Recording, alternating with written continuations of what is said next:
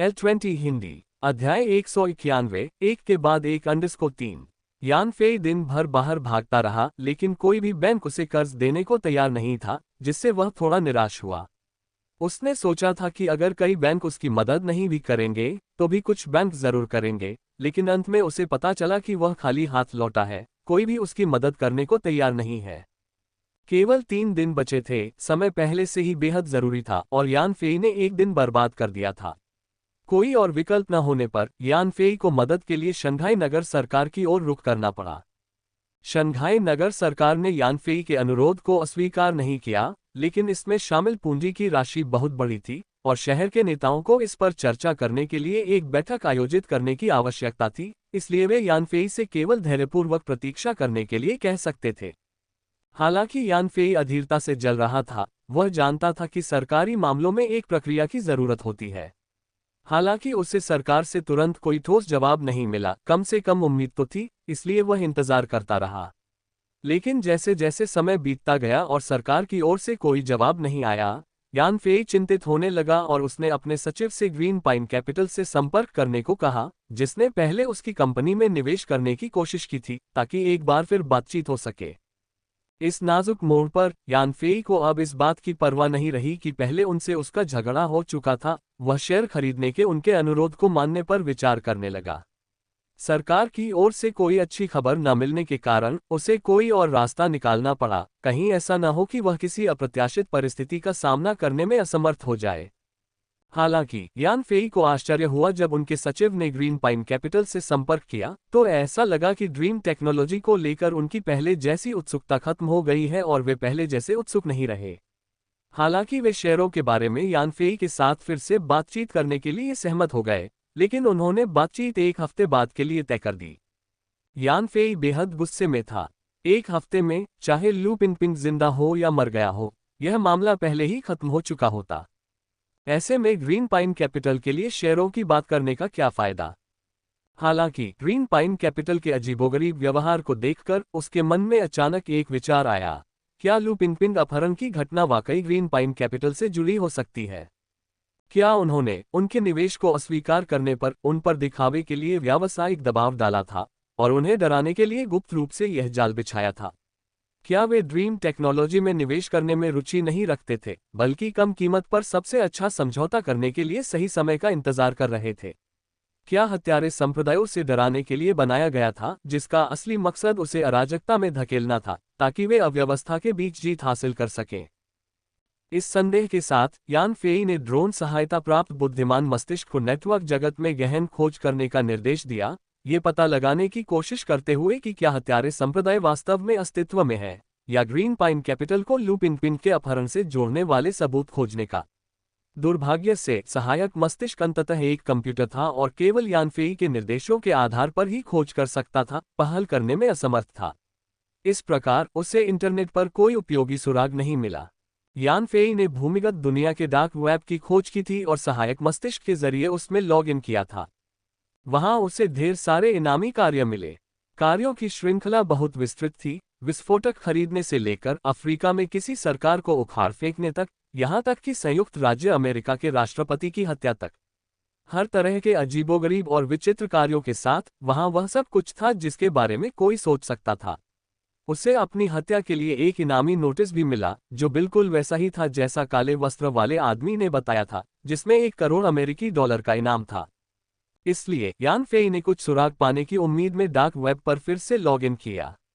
हालांकि dark web पर प्रकाशित कार्यों में उसे लू पिनपिन के अपहरण से संबंधित कोई भी काम नहीं मिला। ऐसा लग रहा था कि हत्यारा संप्रदाय, जिसने लू पिनपिन का अपहरण किया था, कहीं से प्रकट हो गया था और उसने यान फेई की कमजोरी को तुरंत भांप लिया और उसे एक कोने में धकेल दिया। एक तरफ यान फेई ने पहल की, वहीं दूसरी तरफ शंघाई क्रिमिनल इन्वेस्टिगेशन टीम के वे चाओ ने ड्रीम टेक्नोलॉजी मुख्यालय भवन में अपना ऑपरेशन सेंटर स्थापित कर लिया था, ताकि लू पिनपिन को बचाने के लिए और सुराग मिल सकें। आखिरकार ड्रीम टेक्नोलॉजी की वर्तमान महाप्रबंधक लू पिनपिन भी राष्ट्रीय स्तर पर एक महत्वपूर्ण सार्वजनिक हस्ती मानी जाती थी और शंघाई में उनका अपहरण उनके लिए एक बड़ी बदनामी थी। वे चाओ द्वारा उच्च अधिकारियों को सूचना देने के बाद रहस्यमयी चीन विशेष कर्तव्य इकाई भी सक्रिय हो गई और हत्यारे संप्रदाय के बारे में हर जगह से खुफिया जानकारी इकट्ठा करने लगी। हालांकि उन्हें इतने कम समय में कोई उपयोगी जानकारी नहीं मिली थी। हत्यारे संप्रदाय अपने आप में बहुत आश्वस्त लग रहा था।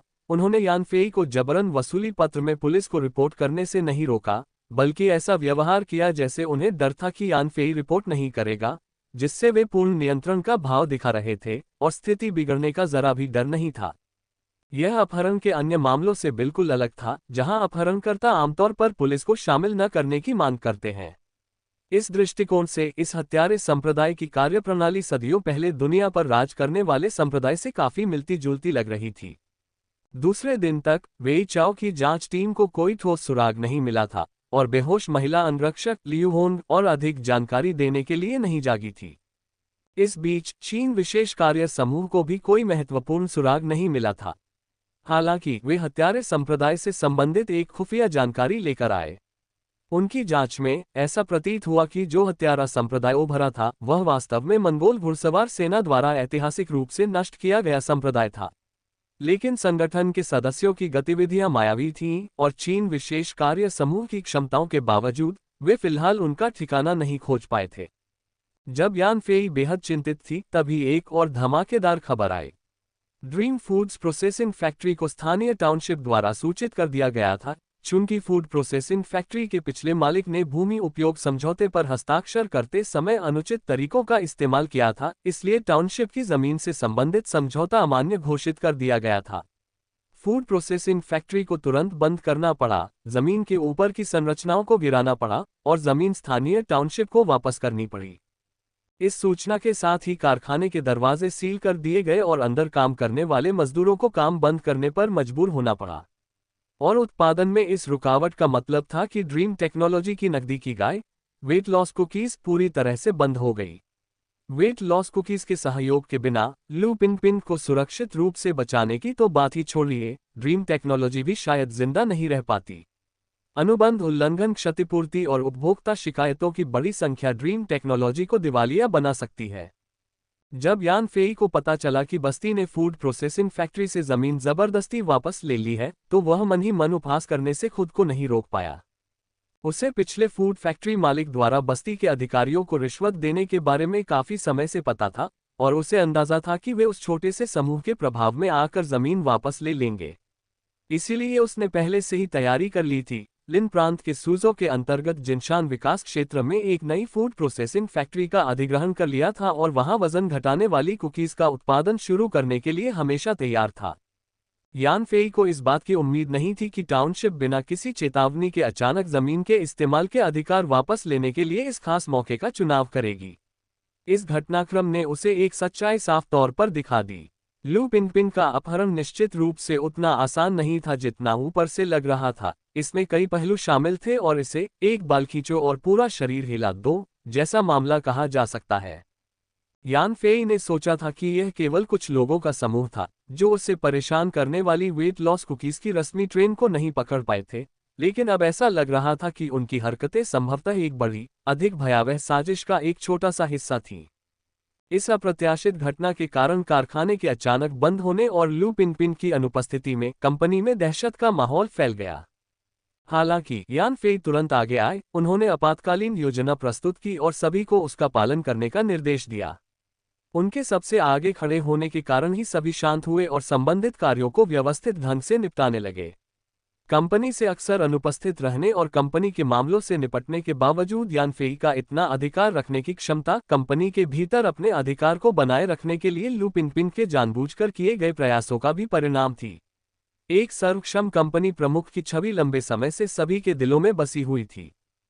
फैक्ट्री बंद होने के जवाब में यान फेई ने फूड प्रोसेसिंग फैक्ट्री के कर्मचारियों से कहा कि वे छुट्टी लेकर घर लौट जाएं और फिर कंपनी की अगली सूचना का इंतजार करें।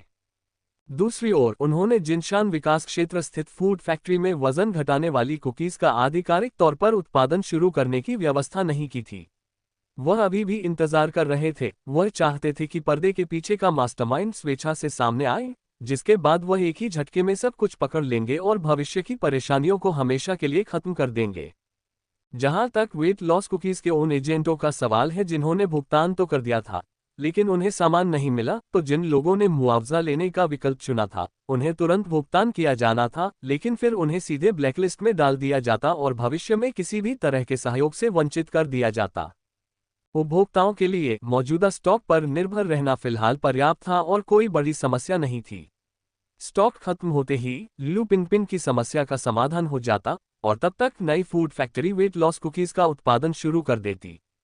शंघाई में नगर निगम सरकार ने यान फेई की मदद की गुहार पर चर्चा के लिए पूरे दिन की बैठक की। बैठक के दौरान हुई तीखी बहस के बावजूद कोई तत्काल निष्कर्ष नहीं निकला। बताया गया कि बैठक में उपस्थित नेता दो गुटों में बंटे हुए थे। एक गुट का मानना था कि ड्रीम टेक्नोलॉजी ने चीन के विकास में जो महत्वपूर्ण योगदान दिया है उसे देखते हुए उन्हें इस कठिन समय में ड्रीम टेक्नोलॉजी की मदद करनी चाहिए। एक अन्य गुट का मानना था कि सरकार को उद्यमों के मामलों में ज्यादा दखल नहीं देना चाहिए, इन मामलों को उद्यमों द्वारा ही सुलझाया जाना चाहिए। इसके अलावा देश ने मामले की जांच के लिए पहले ही उच्च स्तरीय बल भेज दिए थे और उन्हें विश्वास था कि मामला जल्द ही सुलझ जाएगा और पीड़ित को बचा लिया जाएगा। इतना ही नहीं, विरोधी गुट का ये भी मानना था कि 3 अरब अमेरिकी डॉलर की नकद राशि एक विशेष प्रकार की थी जो के गुर्गों के आगे झुकने के समान थी। ये सर्वविदित है कि दुनिया का कोई भी सरकारी संगठन इससे पहले के गुर्गों के आगे खुलकर नहीं झुका है। अगर उन्होंने इस बार यान फेई का समर्थन करने का फैसला किया तो इसका मतलब होगा कि चीनी सरकार के भी संगठन के आगे झुक रही है, और अगर वे इस बार झुके तो भविष्य में अपहरण के और भी मामले सामने आ सकते हैं। ऐसे में सरकार क्या करेगी? इसलिए यह मिसाल कायम करना बिल्कुल अस्वीकार्य था और अत्याचार को बढ़ावा देने के समान था। इस बीच शंघाई के कई बैंकों से कोई अच्छी खबर नहीं आई। एक भी बैंक यान फेई की मदद करने को तैयार नहीं था। सभी ने मुश्किल पूंजी कारोबार का हवाला देकर ड्रीम टेक्नोलॉजी के ऋण अनुरोधों को अस्वीकार कर दिया। सौभाग्य से यान फेई ने पहले बैंकों से ऋण नहीं लिया था, अन्यथा इस संकट के बीच फूड फैक्ट्री के जबरन बंद होने और वजन घटाने वाली कुकीज का उत्पादन न कर पाने के कारण ऐसी स्थिति पैदा हो सकती थी जहां बैंक पुनर्भुगतान की मांग करते, जिसके परिणामस्वरूप ड्रीम टेक्नोलॉजी बर्बाद हो जाती।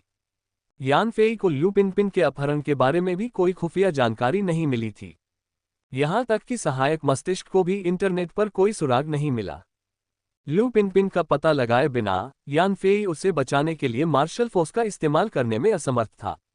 इसलिए वह केवल फिरौती के लिए धन जुटाने का प्रयास कर सकता था, लेकिन ऐसा लग रहा था जैसे कोई विशाल शक्ति उसके प्रयासों को विफल कर रही थी, जिससे धन जुटाने के उसके सारे प्रयास व्यर्थ हो रहे थे। हालांकि उसने कंपनी के खाते में पूरे 1.5 बिलियन RMB को अमेरिकी डॉलर में बदल दिया था, लेकिन ये राशि केवल 250 मिलियन अमेरिकी डॉलर थी, जो अपहरणकर्ताओं की 3 बिलियन अमेरिकी डॉलर की मांग से अभी भी बहुत दूर थी।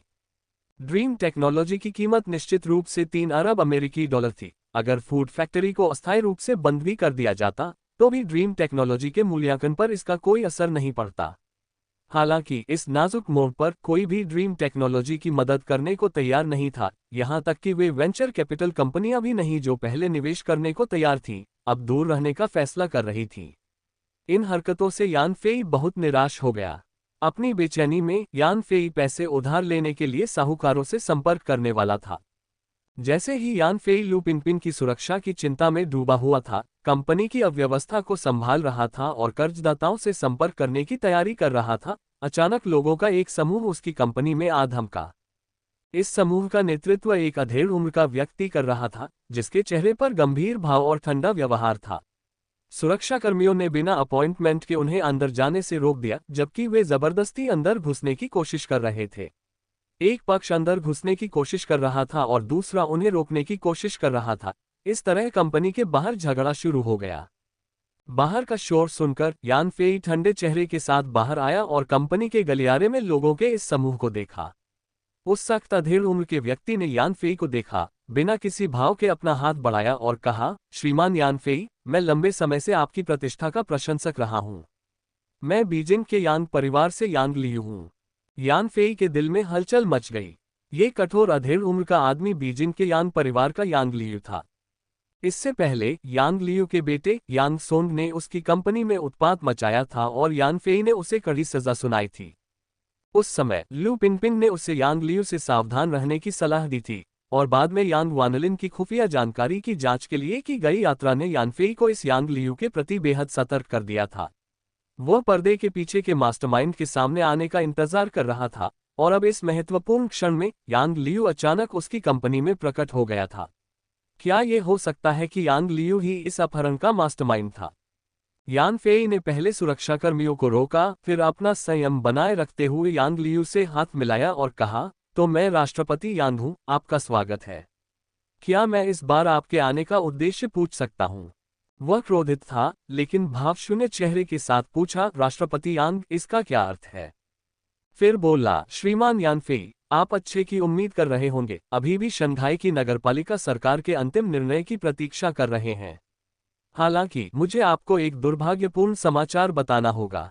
सरकार निश्चित रूप से 3 दिनों के भीतर इस बारे में कोई ठोस निर्णय नहीं लेगी कि वे आपकी मदद करेंगे या नहीं। क्या आप जानना चाहते हैं कि मुझे ये कैसे पता चला? यान फेई का दिल तेजी से धड़क उठा और उसने पूछा, हाँ, मैं बहुत उत्सुक हूँ। तुम्हें ये कैसे पता? यांग लियू मुस्कुराए और बोले, क्योंकि मैंने बीच में बहुत मेहनत की थी। जो लोग आपकी मदद करने का विरोध कर रहे थे, उन सभी को मैंने और मेरे पीछे की ताकतों ने मना लिया है, इसलिए वे इसके इतने खिलाफ हैं। यान फेई ने कहा, क्या जो लोग मेरी मदद का विरोध कर रहे हैं, वे वर्तमान घरेलू माहौल को नहीं समझते? क्या वे अब भी उस कंपनी की मदद का विरोध करने की हिम्मत रखते हैं जिसमें भविष्य में एक प्रमुख अंतर्राष्ट्रीय उद्यम बनने की क्षमता है? यांग लियू ने उपहास किया, यान फेई, तुम लू पिंगपिंग जितनी अच्छी बिजनेस नहीं हो, और तुम्हारा नजरिया भी मेरे जैसा व्यापक नहीं है। तुम अपनी इस स्थिति तक सिर्फ किस्मत की वजह से पहुंची हो। और तुम राजनीति भी नहीं समझती, उनके विरोध के कारण बेबुनियाद नहीं है, उठाया गया हर मुद्दा राष्ट्रीय बहस छेड़ सकता है। और उनके अभी विरोध का मतलब यह नहीं कि वे हमेशा विरोध ही करेंगे। जब तक हम 3 दिन में तुम्हारे चंदा इकट्ठा करने के प्रयास के नाकाम होने और लू पिंगपिंग को दूसरे पक्ष द्वारा खंडित किए जाने का इंतजार करते हैं, तब तक वे बिना किसी राजनीतिक जोखिम के सहमत हो सकते हैं।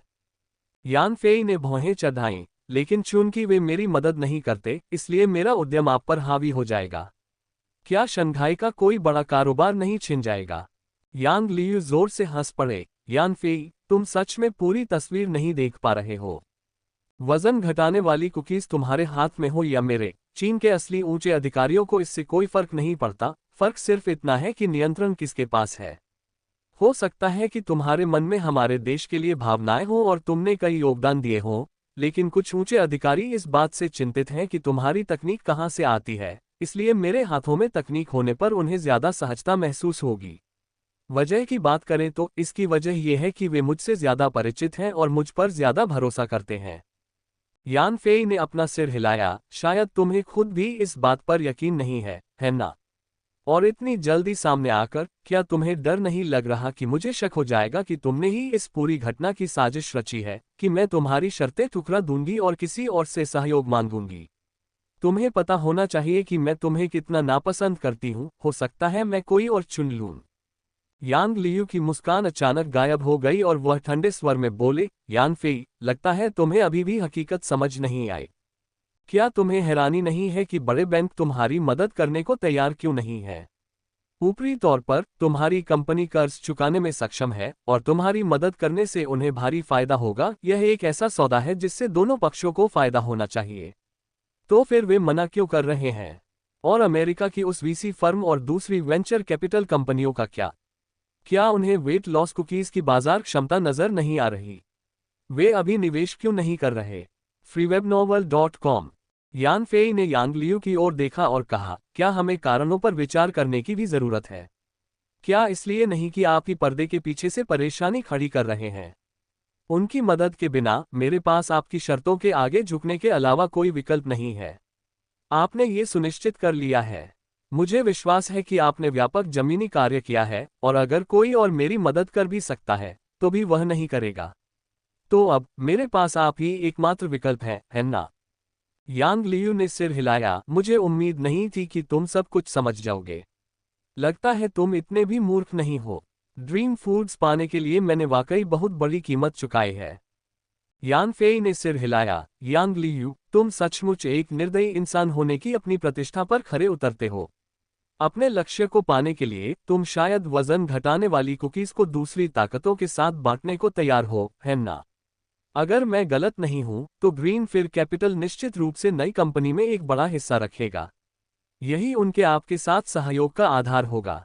यांग लियू ने कहा, बिल्कुल, आप बिल्कुल सही हैं। मैं बिल्कुल सीधा हूँ। मेरा लक्ष्य पैसा कमाना है। मैं किसी भी ऐसी चीज में शामिल नहीं होऊंगा जिससे मुझे मुनाफा न हो। ग्रीनफिर कैपिटल और अन्य कंपनियां नई कंपनी में शेयर खरीदेगी। ग्रीनफिर कैपिटल के पास 40% शेयर भी होंगे। यान फेई ने तिरस्कारपूर्वक कहा, तुम एक निर्दयी व्यक्ति के रूप में अपने नाम के अनुरूप ही काम करते हो। लाभ के लिए कुछ भी करने को तैयार, टीम के साथियों और देश दोनों के साथ विश्वासघात करते हो। जब मेरे पास वेट लॉस कुकीज थी तब वे पूरी तरह से एक चीनी उद्यम थे। सारा लाभ देश में ही प्रसारित होता था, यानी सारा लाभ देश में ही रहता था। लेकिन एक बार जब तुम इसे अपने हाथ में ले लेते हो तो तुम कम से कम 40% लाभ दे देते हो, जिससे विदेशियों को लाभ होता है। कुछ लोगों ने कहा कि तुम लाभ के लिए बेईमान हो। मुझे संदेह था, लेकिन अब ये स्पष्ट है कि वे पूरी तरह से सही थे। यांग लियू, वेट लॉस कुकीज आपके हाथों में होने से आप उनकी पूरी क्षमता का उपयोग कभी नहीं कर पाएंगे। एक बार जब हम उन्हें हासिल कर लेंगे तो हम तुरंत अंतर्राष्ट्रीय बाजार में प्रवेश कर जाएंगे। बिक्री वर्तमान स्तर से कम 5 गुना बढ़ जाएगी। अधिकारियों को अधिक कर राजस्व प्राप्त होगा और सकल घरेलू उत्पाद जीडीपी में वृद्धि होगी। वे ऐसा क्यों नहीं चाहेंगे? हितों के आदान प्रदान के बिना ये लक्ष्य कैसे प्राप्त किया जा सकता है? मैं जो कर रहा हूं वह देशभक्ति है, ये देश की भलाई के लिए है। यान फेई ने आह भरते हुए कहा, मुझे आपकी एक बात की तारीफ करनी होगी, आप में जबरदस्त हिम्मत है। और तो और, आप चाहे कुछ भी करें, दूसरों की आलोचना करने के लिए हमेशा कोई न कोई देशभक्ति का बहाना ढूंढ ही लेते हैं और नैतिकता के ऊंचे पायदान पर खड़े हो जाते हैं। यांग लियू को इस बात की कोई परवाह नहीं थी कि यान फेई उससे किस नज़र से देख रहा है और उसने ठंडे स्वर में कहा, यान फेई, अब जब तुम्हें कारण और परिणाम पता चल गए हैं तो तुम्हारा निर्णय क्या है? यान फेई ने फाइल मेज पर रख दी और कहा, ठीक है, मुझे आपकी शर्तें स्वीकार हैं। यांग लियू अचंभित रह गया, फिर कुछ देर रुककर बोला, मुझे लगा था कि तुम हिचकिचाओगी, लेकिन तुम इतनी जल्दी मान गई। लगता है लू पिनपिन तुम्हारे दिल में बहुत ऊंचा स्थान रखती है। यान फेई ने ठंडे स्वर में उत्तर दिया, लू पिनपिन के साथ मेरे रिश्ते से आपका कोई लेना देना नहीं है। मैं आपकी शर्तें मान सकती हूं, लेकिन अनुबंध पर औपचारिक हस्ताक्षर कल रात 8 बजे तक के लिए स्थगित कर दिए जाएं। यांग लियू अचानक हंसा, यान फेई, तुम अभी भी उम्मीद लगाए बैठी हो, सोच रही हो कि कल रात 8 बजे तक नगर निगम सरकार तुम्हारी मदद करने का फैसला लेगी, या तुम तब तक लू पिनपिन को बचा पाओगी, या तुम किसी तरह के बदलाव की उम्मीद कर रही हो? यान फेई ने ठंडे स्वर में कहा, मेरी बस यही शर्त है। अगर तुम राजी हो तो रुको, नहीं तो चले जाओ। यांग लियू खड़े हुए और बोले, ठीक है, मैं तुम्हें यह मौका देता हूं। कल रात 8 बजे मैं यहां टेलीविजन मीडिया के सामने तुम्हारे साथ समझौते पर हस्ताक्षर करूंगा। समझौते पर हस्ताक्षर होते ही 3.5 अरब अमेरिकी डॉलर तुरंत ट्रांसफर कर दिए जाएंगे, ताकि तुम लू पिनपिन को बचा सको, और बाकी पैसा तुम्हारे लिए जीवन भर खर्च करने के लिए पर्याप्त होगा। freewebnovel.com। इतना कहकर यांग लियू कॉन्फ्रेंस रूम से बाहर चला गया। दरवाजे पर पहुंचकर वह अचानक रुक गया और बोला, यान फेई, चाहे तुम मानो या न मानो, लू पिनपिन वाले अपहरण मामले से मेरा कोई लेना देना नहीं है। मैं अब तुम्हारे पास इसलिए आया हूं क्योंकि मैं हमेशा से तुम्हारा साथ चाहता था और इसीलिए मैंने पहले से ही इसकी तैयारी कर ली थी। लू पिनपिन का अपहरण मेरे लिए बस एक सही मौका था। यान फेई ने बिना कोई आवाज किए केवल उपहास किया। यांग लियू ने आगे कहा, आपकी फूड फैक्ट्री मेरे आदेश पर बंद कर दी गई थी। मैंने इस इमारत के प्रॉपर्टी मैनेजमेंट से आपकी कंपनी को बेदखल करवाने के बारे में भी सोचा था, लेकिन चूंकि हम कल यहाँ समझौते पर हस्ताक्षर कर रहे हैं, इसलिए मैं आपकी थोड़ी इज्जत बचा सकता हूँ। मैं आपको यह इसलिए बता रहा हूँ ताकि आपको पता चले कि चीन में ऐसा कुछ भी नहीं है जो मैं न कर सकूं। ये कहते हुए यांग लियू सिगार का कश लगाते हुए कॉन्फ्रेंस रूम से बाहर निकल गए। उनके साथी भी जल्दी से उनके पीछे चल दिए। कॉन्फ्रेंस रूम में सिर्फ यान फेई और ड्रीम टेक्नोलॉजी के हैरान परेशान अधिकारी ही रह गए। यांग लियू को जाते देख यान फेई गहरी सोच में पड़ गया। उसकी उम्मीदों के विपरीत सबसे पहले परेशानी खड़ी करने वाला व्यक्ति यांग लियू ही निकला, जिसे इस घटना से काफी फायदा हुआ था। इसलिए सामान्य विश्लेषण के आधार पर लू पिनपिन के अपहरण का मुख्य संदिग्ध निश्चित रूप से यांग लियू ही था। हालांकि यांग लियू से बातचीत के दौरान यान फेई को पता चला कि हालांकि यांग लियू लालची था और उसके तरीके कुछ हद तक घिनौने थे, अपने ही समूह के खिलाफ साजिशों का मास्टरमाइंड होने के नाते वह खुलेआम बदमाश था। वह ड्रीम टेक्नोलॉजी हासिल करना चाहता था और हालांकि उसने कुछ तरकीबें अपनाई, उसने यानफेई को सीधे सीधे बता दिया, जो लू पिनपिन के अपहरण के पीछे के घिनौने खलनायक जैसा बिल्कुल नहीं था। इसलिए यानफेई फिर से उलझन में पड़ गया। क्या यह अपहरण का मामला वाकई उसकी कल्पना की जटिलता के बिना एक साधारण अपहरण था, और इस समय इसका होना सिर्फ एक संयोग था? फिर इस अपहरण कांड का फायदा यांग लियू ने उठाया। क्या ऐसा हो सकता है कि इस सब के पीछे तथाकथित मास्टरमाइंड का अस्तित्व ही न हो और वह सिर्फ उसकी कल्पना मात्र हो? यान फेई ने यांग लियू के साथ स्टॉक ट्रांसफर पर हस्ताक्षर के लिए कल शाम ठीक 8 बजे का समय तय किया था। यांग लियू ने अनुमान लगाया था कि ऐसा इसलिए था क्योंकि यान फेई को उम्मीद थी कि दिन में ज्यादा समय मिलने पर कोई अप्रत्याशित मोड़ आ सकता है। अगर कोई मौका नहीं मिला तो वह कंजूसी नहीं करेगा और ड्रीम टेक्नोलॉजी को तुरंत यांग लियू को ट्रांसफर कर देगा और उस पैसे से लू पिनपिन को बचा लेगा। बाकी की बात लू पिनपिन के सुरक्षित वापस आने के बाद ही तय की जा सकती है। यान फेई को निराशा इस बात से हुई कि अगली शाम 7 बजे तक कोई अच्छी खबर नहीं आई थी। शंघाई नगर निगम की सरकार अभी भी बैठकों में व्यस्त थी, विपक्ष झुकने की कगार पर था, लेकिन समय सीमा से पहले समझौता होना नामुमकिन था। और विभिन्न बैंकों, वीसी कंपनियों, यहां तक कि शंघाई के अंडरवर्ल्ड के उच्च ब्याज वाले ऋण व्यवसायों ने भी यान फेई को कोई निश्चित जवाब नहीं दिया था। जिस घटनाक्रम की उन्हें उम्मीद थी वह साकार नहीं हुआ। freewebnovel.com और यांग लियू, मानो उन्हें यान फेई की सहमति का पूरा यकीन हो, ने पहले से ही तैयारियां शुरू कर दी थीं। आज रात के प्रेस कॉन्फ्रेंस के लिए उन्होंने न केवल चीन भर के टेलीविजन स्टेशनों, वीडियो वेबसाइटों और समाचार माध्यमों को इस महत्वपूर्ण अवसर का गवाह बनाने की व्यवस्था की थी, बल्कि सैटेलाइट टीवी और इंटरनेट के जरिए इस हस्ताक्षर समारोह का सीधा प्रसारण भी करवाया था। संक्षेप में, यांग लियू का इरादा हस्ताक्षर प्रक्रिया को पूरे देश के दर्शकों के सामने उजागर करने का था, ताकि कंपनी के उनके वैध अधिग्रहण को साबित किया जा सके और बाद में शेयर स्वामित्व को लेकर किसी भी तरह के विवाद से बचा जा सके। शाम 7:30 बजे यांग लियू की व्यवस्था के तहत विभिन्न टेलीविजन नेटवर्क और ऑनलाइन मीडिया आउटलेट्स के पत्रकार ड्रीम टेक्नोलॉजी मुख्यालय भवन में एकत्र हुए। वे सभी चीन में इस कॉर्पोरेट अधिग्रहण की अभूतपूर्व घटना को देखने के लिए तैयार थे। यान फेई अपने दफ्तर में बैठा रहा, अपने आसपास की हर जानी पहचानी चीज को देखता रहा। उसका मन अनिच्छा से भरा हुआ था। कंपनी उसकी और लू पिनपिन की कड़ी मेहनत का नतीजा थी। हालांकि वह दोबारा शुरुआत कर सकता था, लेकिन आखिरकार वह असफल हो गया था और उसे नहीं पता था कि लू पिनपिन क्या सोचेगी जब उसे पता चलेगा कि उसने कंपनी बेच दी है। तभी कार्यालय के दरवाजे पर दस्तक हुई और यान फेई ने कहा, कृपया अंदर आइए।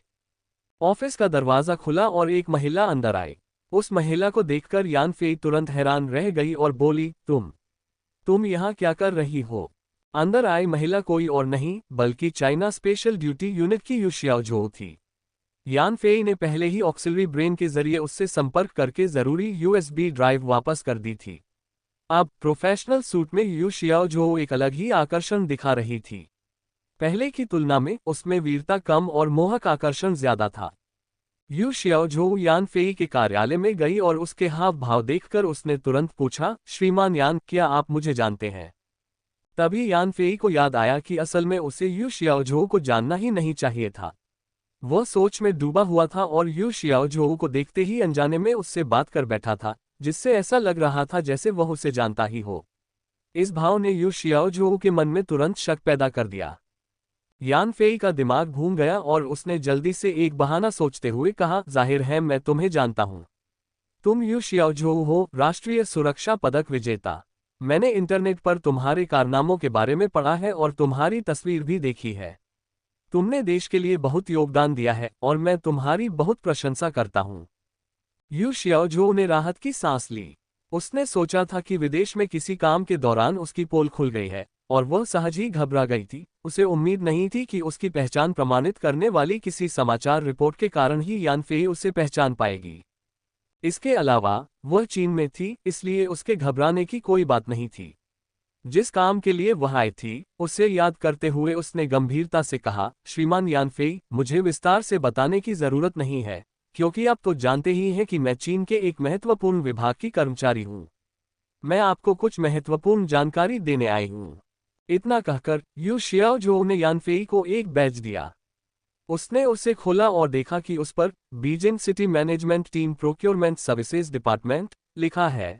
साथ ही यू शियाओजू की तस्वीर, उसका पूरा नाम और पदनाम और एक चमकदार लाल मोहर भी लगी है। यान फेई के हैरान भाव देखकर यू शियाओजू ने बिल्ला वापस ले लिया और कहा, दरअसल ये बिल्ला मेरी पहचान छिपाने के लिए है। मैं आपको अपने विभाग के बारे में विस्तृत जानकारी नहीं दे सकता क्योंकि यह राजकीय गोपनीयता से संबंधित है। आपको बस इतना जानना है कि मेरे मन में आपके प्रति कोई दुर्भावना नहीं है और मैं आपकी मदद के लिए यहाँ हूँ।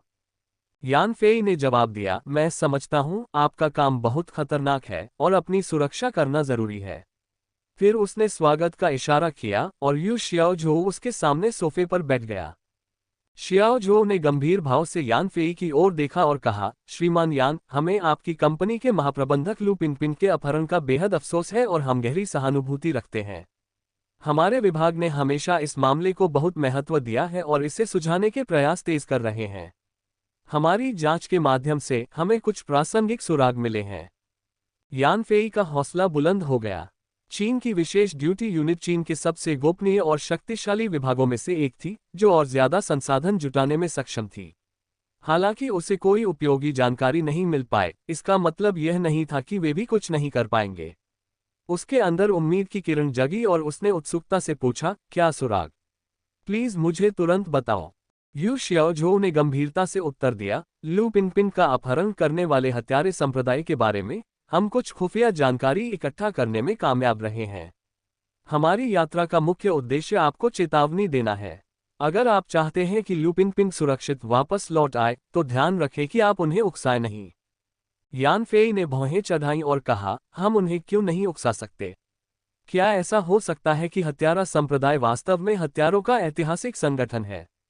यू शियाओजू ने सिर हिलाया और कहा, वास्तव में हमारी जांच में हमें पता चला है कि हत्यारा संप्रदाय वास्तव में हत्यारों के उस कुख्यात संगठन का अवशेष है।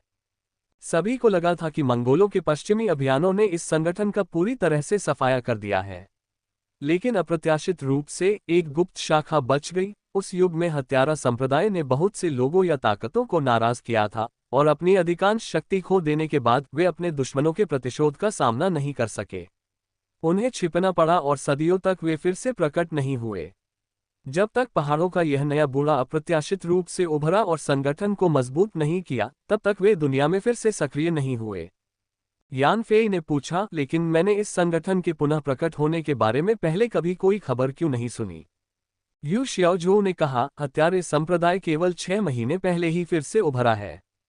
उनके निशाने पर दुनिया के सबसे धनी लोग हैं, इसलिए हालांकि उन्होंने कई अमीरों से सफलतापूर्वक जबरन वसूली की है और भारी संपत्ति अर्जित की है, लेकिन उन अमीरों की चुप्पी ने आम जनता को अंधेरे में रखा है। केवल एक रूसी अमीर ने उनकी जबरन वसूली को अस्वीकार कर दिया, इसलिए उसके बेटे का अपहरण कर लिया गया, फिरौती का नोट भेजा गया और उस अमीर की अपने विला में रहस्यमय तरीके से मृत्यु हो गई। हमने इस संगठन की जांच तब शुरू की जब हमें पता चला कि लू पिनपिन का अपहरण हत्यारे संप्रदाय द्वारा किया गया था और यह जानकर आश्चर्य हुआ कि वे वास्तव में पुनर्जीवित हो गए थे। यान फेई ने भौहें चढ़ाईं और कहा, क्या अपहरण अकेले ये साबित करने के लिए पर्याप्त है कि वे हत्यारे संप्रदाय के लोग हैं? यू शियाओजू ने कहा, मध्य पूर्व में हमारे अपने मुखबिर हैं और यह जानकारी उन्हीं में से एक से मिली है। हमें उनके द्वारा दी गई खुफिया जानकारी की प्रामाणिकता पर भरोसा है, इसलिए हमें यकीन है कि हत्यारा संप्रदाय फिर से जीवित हो गया है और जिसने लू पिनपिन का अपहरण किया था वह वास्तव में हत्यारा संप्रदाय का एक असली हत्यारा है। यान फेई ने कहा, हत्यारे संप्रदाय अचानक इतना शक्तिशाली तो नहीं हो सकता था, है ना? उनके पीछे जरूर कोई समर्थक होगा। वे समर्थक कौन है? यू शियाओजू ने सिर हिलाते हुए कहा, उनका उदय बहुत तेजी से हुआ है, इसलिए फिलहाल हमें नहीं पता कि उनका समर्थन कौन कर रहा है। हमें अभी अभी इस गुट के अस्तित्व का पता चला है, इसलिए बहुत कम जानकारी उपलब्ध है। यान फेई ने पूछा, क्या हत्यारा संप्रदाय अपने वचन का सम्मान करता है? यू शियाओजू ने कहा, ऐतिहासिक अभिलेखों और हाल ही में बड़े उद्योगपतियों के अपहरण के मामलों के आधार पर ऐसा लगता है कि हत्यारा संप्रदाय अभी भी अपनी बात पर कायम है। वे पैसे लेकर बंधकों को छोड़ देते हैं और जो भी विरोध करते हैं वे असमय मृत्यु को प्राप्त होते हैं। यान फेई ने कहा, क्या आप पिछले कुछ दिनों से सिर्फ हत्यारे संप्रदाय की ही जांच कर रहे हैं? क्या आपने इस बात पर गौर किया है कि अपहरण के बाद लू पिनपिन को कैसे ले जाया गया और अब वह कहाँ छिपी है? यू शियाओझू कुछ शर्मिंदा सा दिखा और बोला, हमने उस शाम शंघाई में निगरानी फुटेज की जांच के लिए स्काई आई सिस्टम का इस्तेमाल किया।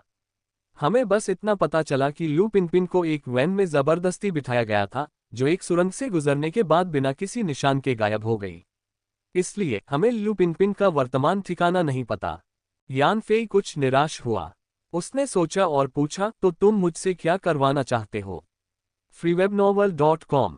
यू शियाओझू ने कहा, मैं आपसे मिलने आया हूं और असल में हमारे विभाग में हर कोई इससे सहमत नहीं है। कुछ लोगों को लगता है कि आपको सूचित करना जरूरी है, कहीं ऐसा ना हो कि आप हत्यारे संप्रदाय की बारीकियों से अनजान रहें और अगर वे फिरौती का नोट फाड़ने का फैसला करते हैं तो लू पिनपिन की जान चली जाए। आखिरकार आप और लू पिनपिन दोनों ने हमारे देश के लिए योगदान दिया है और हम स्वाभाविक रूप से आपकी सुरक्षा सुनिश्चित करना चाहते हैं। दूसरे लोग ये जानकारी आपको नहीं देना चाहते थे, बल्कि जब आप फिरौती दे रहे होते हैं तो आपके जरिए भुगतान का पता लगाना चाहते थे और हत्यारे संप्रदाय के ठिकाने का पता लगाने के लिए आपका इस्तेमाल करना चाहते थे, जिससे एक ही बार में सब कुछ पकड़ा जा सके और चीन में भविष्य में होने वाली परेशानियों का अंत हो सके। वरिष्ठ नेताओं और उपसमूह नेता के बोलने के बाद ही मुझे आपको ये बताने के लिए यहाँ भेजा गया था।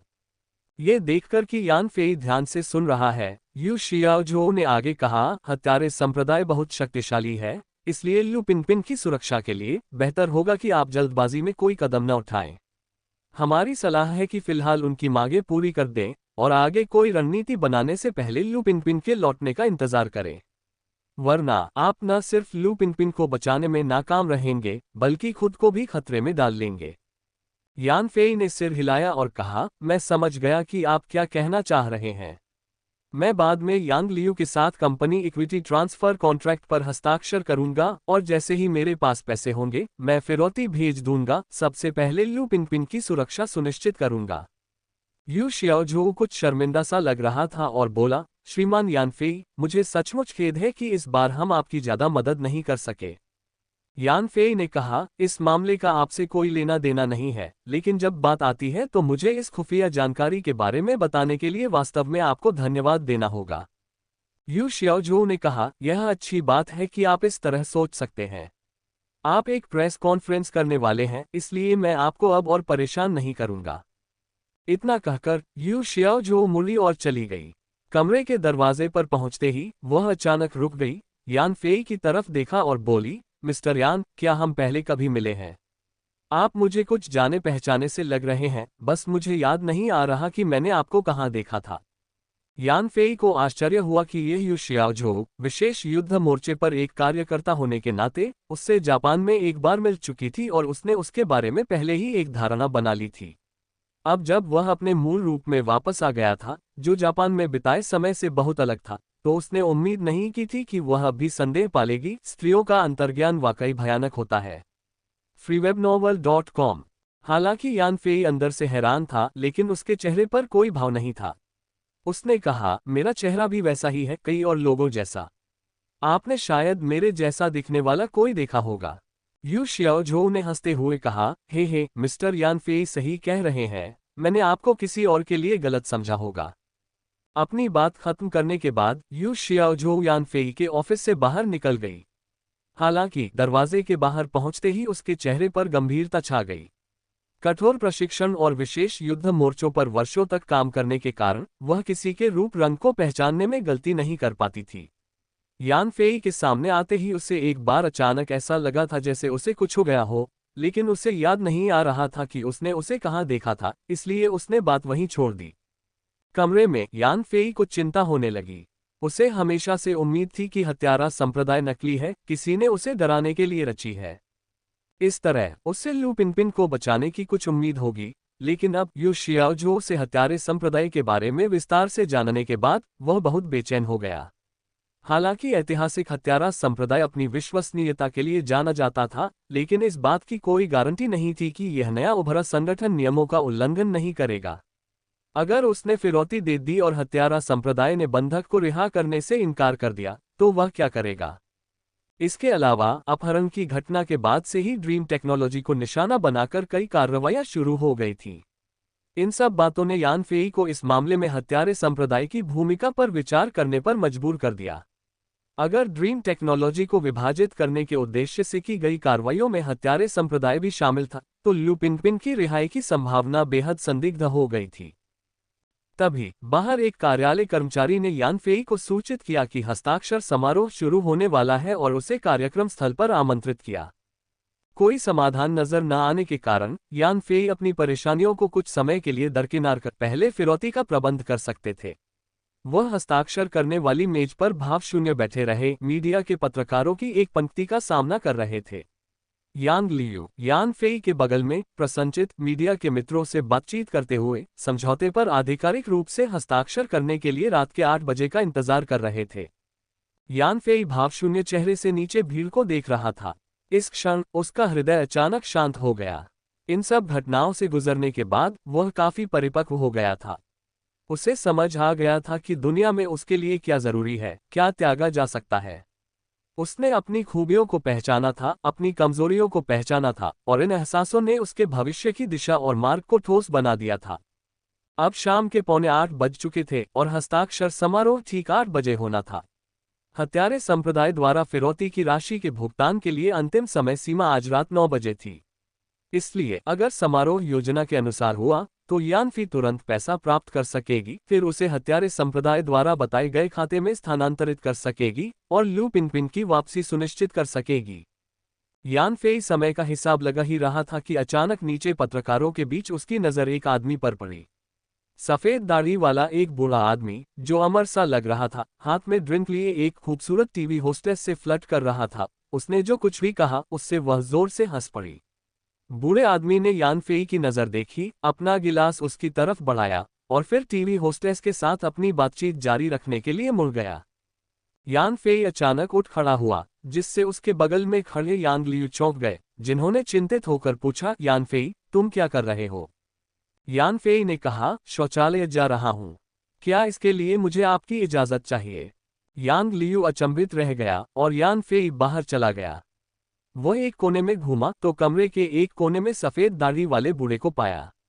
ये सुनिश्चित करते हुए कि कोई देख तो नहीं रहा, उसने बूढ़े की गर्दन पकड़ी और उसे घसीटते हुए दूसरे कमरे में ले गया, दरवाजा बंद किया, बूढ़े को छोड़ा और कहा, बूढ़े गु, बहुत समय हो गया। सफेद दाढ़ी वाला वह बूढ़ा आदमी असल में ओल्ड मैन गु ही था, वही आदमी जिससे यान फेई की मुलाकात अफ्रीका में हुई थी और जिसके पास भविष्यवाणी करने की क्षमता थी। यान फेई ने उसे तब से नहीं देखा था जब से वह पिछली मुलाकात के बाद रहस्यमयी ढंग से गायब हो गया था, और उसे बिल्कुल भी उम्मीद नहीं थी कि वह अपने ही हस्ताक्षर समारोह में आएगा। इसलिए यान फेई ने तुरंत उसे इस कमरे में ले आया। गला घोंटने की गिरफ्त से आजाद होने के बावजूद बूढ़ेगु को सांस लेने से पहले कुछ देर तक जोर जोर से खांसी आती रही। उसने गालियां दी, अरे नौजवान, इतना बदतमीज क्यों हो? क्या तू देख नहीं सकता कि मैं एक बूढ़ा आदमी हूं? क्या हम सब यह बातचीत नहीं कर सकते थे? यान फेई ने कहा, क्या आप जो कुछ भी अभी अनुभव कर रहे हैं वह आपकी भविष्यवाणी करने की क्षमता में नहीं है? ये सब पहले से तय है, तो आप नाराज क्यों हैं? बूढ़े गू ने गुस्से में शाप दिया, मेरे पास भविष्य बताने के लिए हर महीने सिर्फ 3 मौके होते हैं। तुम्हें लगता है कि मुझे हर छोटी छोटी बात पर अपनी भविष्यवाणी करने की क्षमता का इस्तेमाल करना चाहिए? भविष्यवाणी करने की क्षमता के बिना मैं बस एक बूढ़ा आदमी हूं। मैं तुम्हारी भयंकर और खतरनाक उपस्थिति का सामना कैसे कर सकता हूं? यान फेई ने माफी मांगी, बूढ़े गू, मैं तो बस भूल ही गया था। वैसे क्या इस महीने आपकी भविष्य बताने की क्षमता खत्म हो गई है? बूढ़े आदमी गू ने अपनी आंखें झपकाईं और कहा, मैंने इसे पहले ही इस्तेमाल कर लिया है। यान फेई अचंभित रह गई और तुरंत क्रोधित हो गई। उसने बूढ़े गू के कंधों को जोर से हिलाते हुए कहा, अरे बूढ़े, तुम्हें चीजों का महत्व कैसे नहीं पता? तुमने भविष्य बताने का मौका क्यों नहीं बचाया? अब मैं अपने सवाल का क्या करूं? बूढ़ा आदमी गू चिल्लाया, रुको, अभी रुको। अपनी निराशा में यान फेई थोड़ा संयम खो बैठा, लेकिन फिर भी उसने बूढ़े गू को जाने दिया। वह निराशा की कगार पर था। कंपनी हस्तांतरण समझौते पर हस्ताक्षर करने ही वाला था कि तभी उसने दर्शकों में बूढ़े गू को देखा, जो भविष्य की भविष्यवाणी कर सकता था, मानो जीवित रहने के लिए आखिरी तिनका थामे हुए। कौन जानता था कि बूढ़े ने इस महीने की भविष्यवाणी करने की शक्ति पहले ही खर्च कर दी थी? वह निराश कैसे न होता? अपनी निराशा के बाद यान फेई भी शांत हो गया और बोला, बूढ़े आदमी, मुझे माफ करना, मैंने अभी अपना आपा खो दिया था। बूढ़े गू ने जोर से अपने कंधे रगड़े और कहा, आखिरी बार मैंने अपनी भविष्यवाणी करने की शक्ति तुम्हारे लिए इस्तेमाल की थी, बदमाश। और अब तुम मेरे साथ ऐसा व्यवहार कर रहे हो, मैं बहुत दुखी हूं।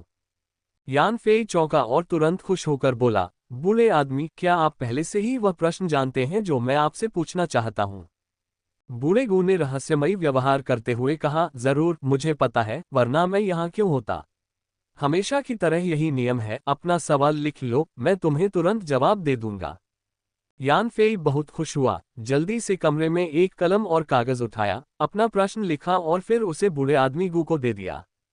बूढ़े आदमी गू ने यान फेई के प्रश्न वाले कागज का टुकड़ा लिया, उसे खोला और देखा कि उसमें बस कुछ शब्द लिखे थे, लू पिन पिन अब कहाँ है।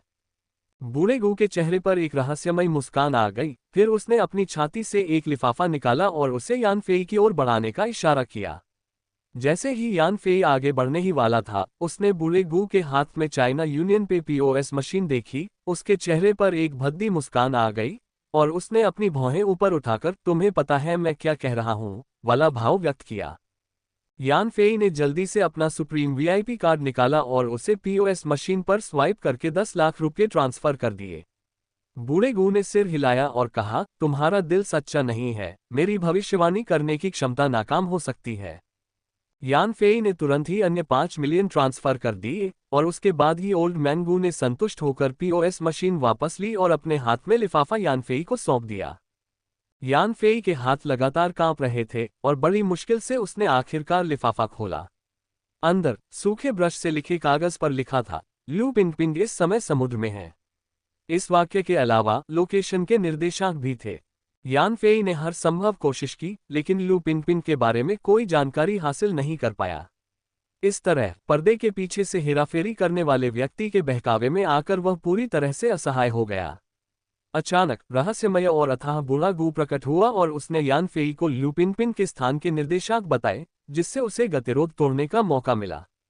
लू पिन पिन का पता जानकर यान फेई का दिल खुशी से भर गया और वह ओल्ड मैन गू को धन्यवाद देने ही वाला था कि तभी हल्की सी आवाज सुनाई दी और फिर अंधेरा छा गया क्योंकि कमरे की लाइटें अचानक चली गईं।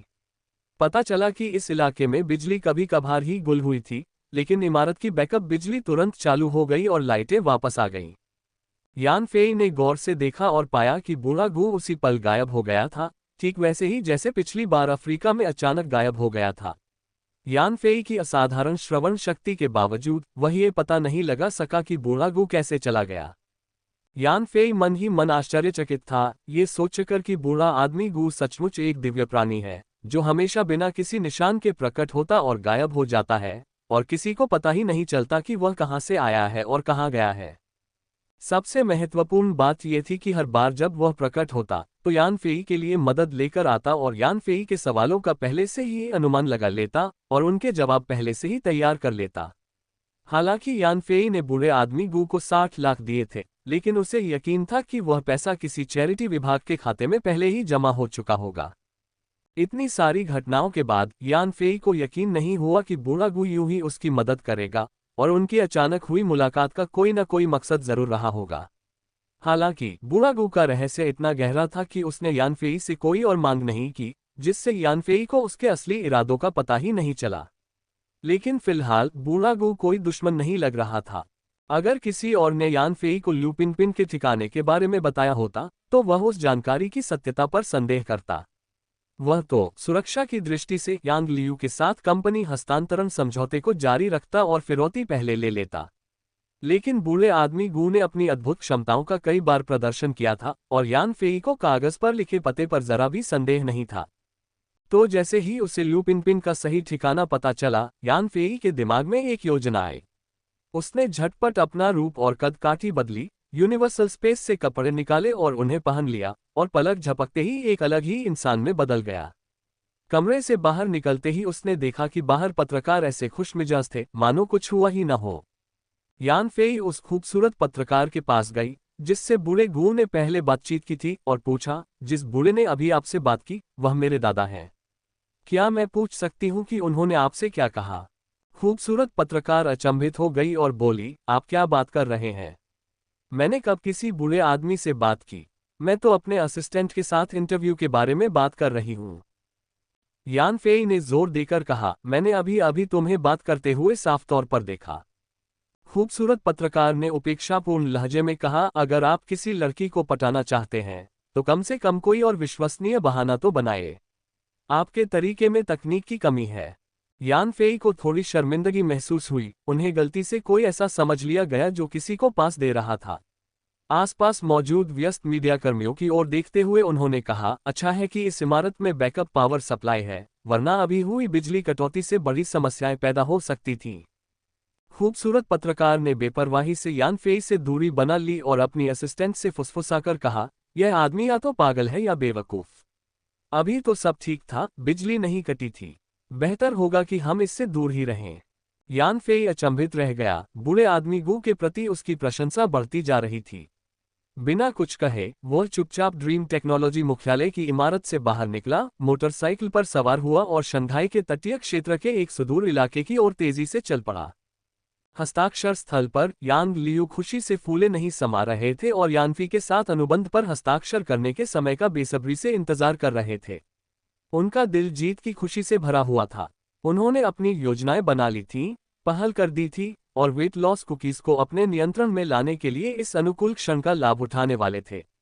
वेट लॉस कुकीज को एक नकदी गाय के रूप में इस्तेमाल करके बीजिंग का यांग परिवार कम से कम अगले 50 वर्षों तक गौरव का आनंद लेता रहेगा। हालांकि यांग लियू इस बात से हैरान था कि यान फेई इतने लंबे समय से गायब क्यों था। क्या ऐसा हो सकता है कि उस युवक ने इतना ज्यादा भोग विलास कर लिया हो कि उसकी किडनी फेल हो गई हो और वह शौचालय से बाहर भी नहीं निकल पा रहा हो। यांग लियू को क्या पता था कि यान फेई उसके साथ स्टॉक ट्रांसफर एग्रीमेंट पर कभी हस्ताक्षर नहीं करेगा। उसकी हरकतें बेकार साबित होंगी और खुद उसके लिए मुसीबतें ही लेकर आएंगी। यान फेई तेजी से शंघाई के एकांत तट पर पहुंचा। समुद्र के किनारे एक चट्टान पर खड़ा होकर चारों ओर देखा तो वह इलाका वीरान और लोगों से रहित था। अचानक वह चट्टान से नीचे कूद गया और जैसे ही उसने ऐसा किया, नीचे समुद्र उबल पड़ा। ड्रोन अवतार प्रकट हुआ और तेजी से आकाश में ऊपर चला गया। जैसे ही ड्रोन आसमान में ऊपर उठा, कॉकपिट का दरवाजा तेजी से खुल गया। यान फेई चट्टान से नीचे कूदा और पायलट की सीट पर ठीक से उतरा। फिर कॉकपिट का दरवाजा तेजी से बंद हो गया। ड्रोन ने यान फेई को अपने तरीके से संभाला, फिर मुड़कर समुद्र के ऊपर पूर्व दिशा में नीचे की ओर उड़ने लगा। बूढ़े आदमी गू के नोट पर स्थान के निर्देशांक देखकर यान फी ने उन्हें सहायक मस्तिष्क के नक्शे में दर्ज किया और पाया कि निर्देशांक उत्तर पश्चिमी प्रशांत महासागर के मध्य में अत्यंत दूरस्थ शंघाई से सीधी रेखा में 1500 किलोमीटर और जापान के ओकिनावा से 800 किलोमीटर से भी अधिक दूर थे। आसपास कोई द्वीप नहीं था और उस क्षेत्र से शायद ही कोई जहाज का रास्ता गुजरता था, जिससे ये बहुत सुरक्षित था और बंदी लू पिनपिन के हत्यारे संप्रदाय द्वारा खोजे जाने की संभावना कम थी। स्थान निर्देशांक देखने के बाद यान फेई ने हत्यारे संप्रदाय की ताकत के अपने अनुमान में बदलाव किया। ये हत्यारा संगठन निश्चित रूप से सरल नहीं था और उन्हें कम आंकने के गंभीर परिणाम हो सकते थे। आखिरकार कोई भी ऐसे संगठन को नजरअंदाज नहीं कर सकता था जो 3 दिनों के भीतर कड़ी सुरक्षा वाले शंघाई से एक बंधक को तेजी से तस्करी करके घटनास्थल से 1500 किलोमीटर दूर सुदूर समुद्र में छुपाने में सक्षम था। अपग्रेड के बाद ड्रोन की अधिकतम गति मैक 3 यानी 3672 किलोमीटर प्रति घंटा तक पहुंच गई। जल्दी में इसे 1500 किलोमीटर की दूरी तय करने में केवल 25 मिनट लगते। बस एक ही समस्या थी कि ड्रोन को अमेरिकी नौसेना और जापानी आत्मरक्षा बलों की रडार निगरानी से बचना था, इसलिए उसे थोड़ा और समय चाहिए था। फिर भी यान फेई को शंघाई से निर्देशांक तक पहुंचने में केवल 30 मिनट लगे। ड्रोन पूरी गति से उड़ा और 30 मिनट बाद यान फेई निर्देशांक से 100 किलोमीटर से भी कम दूरी पर था। इस दूरी पर ड्रोन की गति धीरे धीरे कम होती गई और उसमें लगा क्वांटम रडार एक विशाल क्षेत्र को स्कैन करने लगा। तभी आगे समुद्र की सतह पर एक बड़ा मालवाहक जहाज दिखाई दिया। ये बड़ा जहाज पूर्व की ओर जा रहा था, लेकिन इसकी गति बहुत तेज नहीं थी। इसके अलावा समुद्र की सतह पर आसपास कोई और जहाज नहीं था। यान फेई ने निर्देशांक देखे और पाया कि हालांकि मालवाहक जहाज की स्थिति बूढ़े आदमी गू द्वारा बताई गई स्थिति से थोड़ी अलग थी, फिर भी उसे लगभग यकीन था कि यह जहाज ही बूढ़े आदमी गू द्वारा बताया गया लक्ष्य था। इस प्रकार ड्रोन जहाज से 5 किलोमीटर दूर तक आगे बढ़ता रहा और फिर समुद्र में उतरकर नीचे से मालवाहक जहाज के पास पहुंचा। यान फेई को आश्चर्य हुआ कि जैसे ही ड्रोन समुद्र में उतरा, क्वांटम रडार ने उस मालवाहक जहाज के नीचे छिपी एक पनडुब्बी का पता लगा लिया। पनडुब्बी जहाज के निचले हिस्से से सटी हुई थी और जहाज की गति के बराबर ही चल रही थी। जहाज के समुद्र की सतह पर छिपे होने के कारण ही क्वांटम रडार को हवा में पनडुब्बी का पता नहीं चला। ड्रोन तेजी से मालवाहक जहाज और उसके नीचे मौजूद पनडुब्बी के पास पहुंचा। अपग्रेड के बाद ड्रोन की पानी के नीचे की यात्रा से होने वाला शोर काफी कम हो गया था और अब यह आसपास के समुद्री शोर से लगभग अप्रभेद्य था, इसलिए यानफेई को पूरा विश्वास था कि पनडुब्बी ड्रोन का पता नहीं लगा पाएगी। चून की पनडुब्बी बहुत छोटी थी, लगभग 1000 टन की, और काफी पुरानी लग रही थी, इसलिए यानफेई ने निष्कर्ष निकाला कि यह पनडुब्बी किसी देश या संगठन द्वारा सेवा से हटाई गई एक सेकंड हैंड मॉडल होगी। जहाज पर उच्च तकनीकी उपकरणों के बिना यानफेई को भरोसा था कि ड्रोन की गतिविधियां विरोधियों की नजरों से बच जाएंगी। ड्रोन बड़े मालवाहक जहाज और छोटी पनडुब्बी के नीचे सावधानी से घूम रहा था और ऊपर की स्थिति का निरीक्षण कर रहा था। इस बिंदु पर सहायक मस्तिष्क में प्रदर्शित स्थान निर्देशांक ओल्ड मैन गू द्वारा दिए गए निर्देशांकों से बिल्कुल मेल खा रहे थे। यानफेई हैरान रह गया। पनडुब्बी और मालवाहक जहाज की उसकी खोज में तत्काल निर्णय लिए गए थे, अनिश्चितताओं से भरे हुए। फिर भी जब वह वास्तव में मालवाहक जहाज के पास पहुंचा तो उसे एहसास हुआ कि वह ओल्ड मैन गू द्वारा बताई गई जगह पर ही था। इस वास्तविक क्षेत्र कार्रवाई के बाद यानफेई को एहसास हुआ कि ओल्ड मैन गू वास्तव में प्रतिभाशाली थे। उनकी भविष्यवाणी करने की क्षमता निस्संदेह असली थी और अब कोई भी इस पर सवाल नहीं उठा सकता था। अगर यानफेई को पहले ओल्ड मैन गू के बारे में कोई संदेह था तो अब उसके मन में उसके लिए अपार सम्मान था। चूंकि ओल्ड मैन गू भविष्य की सटीक भविष्यवाणी कर सकता था, इसलिए उसे यानफेई के ड्रोन अवतार के बारे में भी पता होना चाहिए, साथ ही यानफेई द्वारा किए गए कुछ कार्यों के बारे में भी। तो भविष्य में यानफेई इस रहस्यमय ओल्ड मैन गू का सामना कैसे करेगा? हालांकि अभी यह सोचने का समय नहीं था कि बूढ़े गू से कैसे निपटा जाए। यानफेई का उद्देश्य अभी भी लू पिन को बचाना था। इसलिए ड्रोन अवतार पनडुब्बी और मालवाहक जहाज के पास पहुंचा और अंदर हो रही बातचीत पर कान लगाने लगा। दुर्भाग्य से पनडुब्बी पूरी तरह से बंद थी और शायद अंदर कोई बातचीत नहीं हो रही थी, इसलिए यानफेई कुछ भी नहीं सुन सका। मालवाहक जहाज भी बहुत शांत था, कोई बात नहीं कर रहा था, बस जहाज के उपकरणों को चलाने वाले किसी व्यक्ति की आवाज आ रही थी। इसलिए यानफेई तुरंत असमंजस में पड़ गया, क्योंकि बूढ़े आदमी गू द्वारा दिए गए निर्देशांकों के भीतर न केवल एक मालवाहक जहाज था, बल्कि एक पनडुब्बी भी थी। क्या लू पिन मालवाहक जहाज पर था या पनडुब्बी के अंदर? इसके अलावा क्या मालवाहक जहाज और पनडुब्बी एक ही संस्था द्वारा संचालित थे? अगर नहीं, तो पनडुब्बी जहाज के नीचे क्यों छिपी थी? क्योंकि बारीकियां स्पष्ट नहीं थीं, इसलिए यानफेई जल्दबाजी में कोई कदम नहीं उठा सकता था।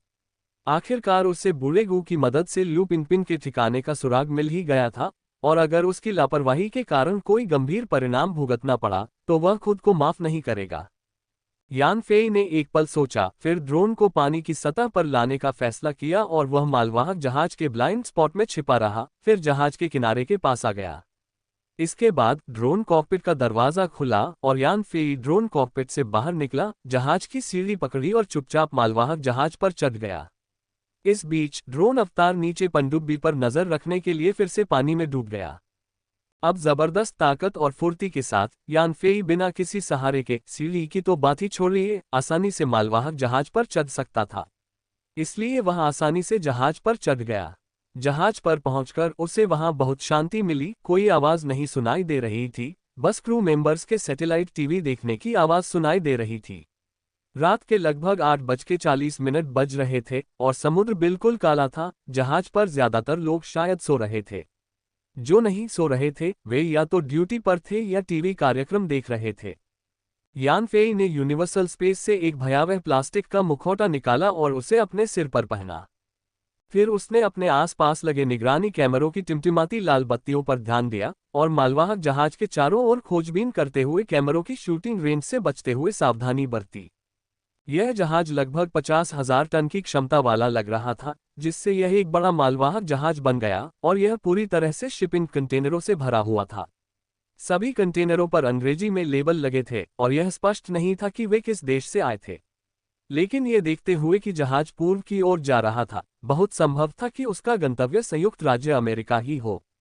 मालवाहक जहाज के ऊपर कंटेनरों का ढेर लगा था और नीचे कई जहाज के केबिन थे, जिनमें से कई केबिन तो थे ही।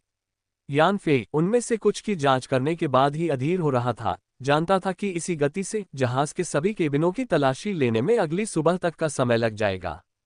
हत्यारे संप्रदाय की अंतिम भुगतान की समय सीमा आज रात ठीक 9 बजे थी। अगर वह समय सीमा से पहले लू पिनपिन को नहीं ढूंढ पाया तो बहुत देर हो जाएगी। freewebnovel.com। इसलिए यान फेई ने खुद को छिपाना बंद कर दिया। आवाज का पीछा करते हुए वह जहाज के केबिन में पहुंचा जहां चालक दल सैटेलाइट टीवी देख रहा था। अंदर उसने दो उबे हुए चालक दल के सदस्यों को बेसुध बातें करते और एक टीवी कार्यक्रम देखते हुए देखा। एक जोरदार झटके से यान फेई ने केबिन का दरवाजा तोड़ दिया और उन्हें कुछ भी कहने से पहले ही बेहोश कर दिया।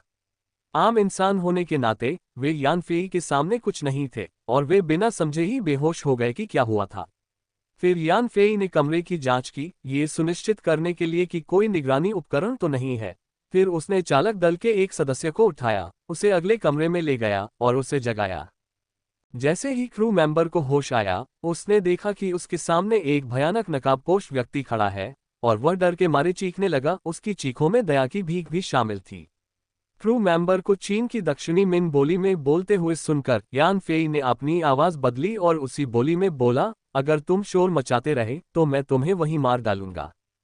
चालक दल का सदस्य हैरान रह गया और उसने तुरंत अपना मुंह बंद कर लिया तथा उसे हाथों से ढक लिया। उसकी आंखें निराशा से भर गईं।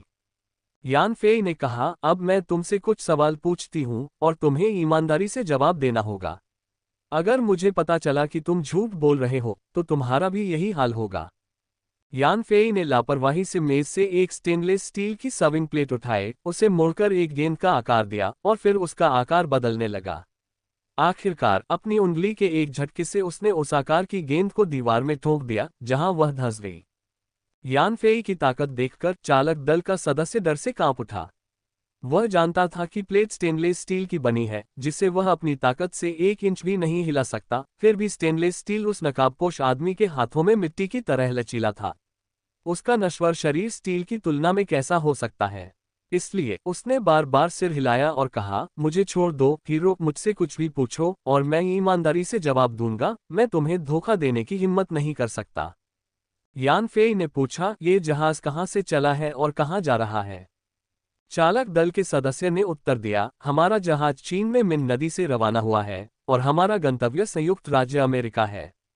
यान फेई ने पूछा, आपने मिन नदी कब छोड़ी? चालक दल के सदस्य ने उत्तर दिया, 10 सितंबर। यान फेई ने भौहें चढ़ाईं। अब 15 सितंबर की शाम हो चुकी थी और लू पिनपिन 12 सितंबर को गायब हो गई थी। इसका मतलब था कि जब लू पिनपिन गायब हुई तब जहाज पहले से ही रास्ते में था। क्या ऐसा हो सकता है कि वह इस मालवाहक जहाज पर न हो? उसने जल्दी से पूछा। जलयात्रा शुरू करने के बाद क्या जहाज कहीं रुका? क्या यात्रा के दौरान कोई चढ़ाई या उतरा? चालक दल के सदस्य ने कहा, चीन में मिन नदी से रवाना होने के बाद हम कहीं रुके नहीं और कोई भी न तो चढ़ा और न ही उतरा। हालांकि यान फेई ने उत्सुकता से पूछा, लेकिन क्या? चालक दल का सदस्य हिचकिचाते हुए बोला, पिछले 1-2 दिनों में मैंने देखा है कि जहाज पर कुछ अतिरिक्त लोग आ गए हैं। ये लोग हमारे चालक दल का हिस्सा नहीं हैं और ये हमेशा निचले केबिनों में छिपे रहते हैं, गुप्त और मायावी। अगर खाने का समय न होता तो हम इन्हें देख भी नहीं पाते। मुझे नहीं पता कि ये लोग जहाज पर तब चढ़े थे जब हम मिन नदी पर थे या बाद में चुपके से अंदर आ गए थे। यान फेई ने पूछा, क्या आप नहीं जानते कि आपके जहाज पर कितने लोग और कौन है?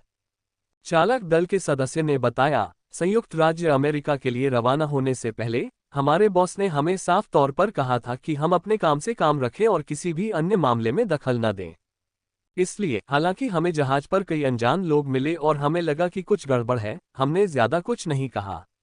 दरअसल हमने कुछ और अजीबोगरीब बातें भी देखीं। जिस रास्ते से हम अभी जा रहे हैं वह बेहद दुर्गम है और हमने पहले कभी इस रास्ते का इस्तेमाल नहीं किया था, लेकिन बॉस ने हमारी आपत्तियों के बावजूद इसी रास्ते पर चलने पर जोर दिया। इसके अलावा किसी कारण से बॉस ने जहाज की गति बहुत कम कर दी है और हमें नहीं पता कि वह क्या करने वाले हैं। यान फेई ने पूछा, तुम्हारा बॉस कौन है? क्या वह इसी जहाज पर है? क्रू मेंबर ने कहा, हमारा बॉस एक मध्य पूर्वी व्यक्ति है जिसका नाम शारिम हुसैन है। इस बार भी वो जहाज पर है, लेकिन मुझे नहीं पता कि किस केबिन में है। हम आमतौर पर सैटेलाइट फोन के जरिए ही उससे आदेश लेते हैं। यान फेई ने पूछा, क्या आपने इस जहाज पर किसी चीनी महिला को देखा है? चालक दल के सदस्य ने सिर हिलाते हुए कहा, जिन लोगों की पहचान हम नहीं जानते, उनके अलावा इस जहाज पर कोई और अजनबी नहीं है। मैंने कोई चीनी महिला नहीं देखी। यान फेई को थोड़ी निराशा हुई और उसने मालवाहक जहाज के बारे में कुछ और सवाल पूछे, लेकिन ऐसा लग रहा था कि वह क्रू मेंबर असल में एक मामूली क्रू मेंबर था जिसे कुछ भी नहीं पता था, इसलिए यान फेई ने उसे बेहोश कर दिया। यान फेई ने बाहर से एक और क्रू मेंबर को घसीटा और उससे पूछताछ की, जिससे उसे भी पहले क्रू मेंबर जैसी ही जानकारी मिली। यान फेई ने उन्हें भी बेहोश कर दिया।